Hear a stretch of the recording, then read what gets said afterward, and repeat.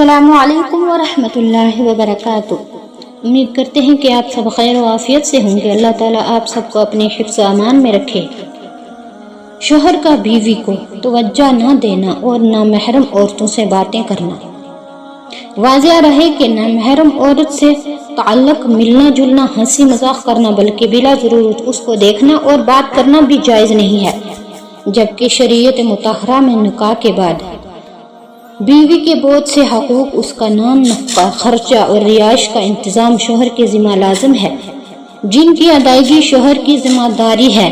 ان کے حق تلفی پر قیامت میں اللہ کے سامنے جواب دینا ہوگا۔ ایک حدیث مبارکہ میں ہے کہ رسول اللہ صلی اللہ علیہ وسلم نے فرمایا، مومنین میں سے کامل ترین ایمان اس شخص کا ہے جو ان میں سے بہت زیادہ خوش اخلاق ہو، اور تم میں بہتر وہ شخص ہے جو اپنی عورتوں کے حق میں بہتر ہے۔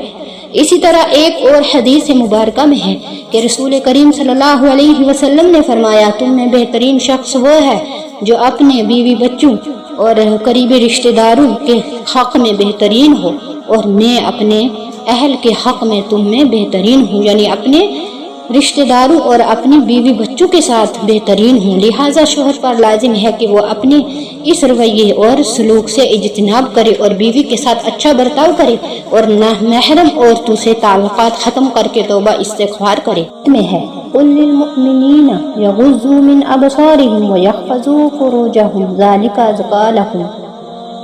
أَزْكَىٰ لَهُمْ إِنَّ اللَّهَ خَيْرٌ بِمَا يَصْنَعُونَ۔ آپ مومن مردوں سے فرما دیں کہ وہ اپنی نگاہیں نیچی رکھا کریں اور اپنی شرمگاہوں کی حفاظت کیا کریں، یہ ان کے لیے بڑی پاکیزہ بات ہے۔ بے شک اللہ ان کاموں سے خوب واقف ہے، خوب آگاہ ہے جو یہ انجام دے رہے ہیں۔ اللہ تعالیٰ ان کاموں کو جانتا ہے جو یہ کر رہے ہیں۔ السلام علیکم ورحمۃ اللہ وبرکاتہ۔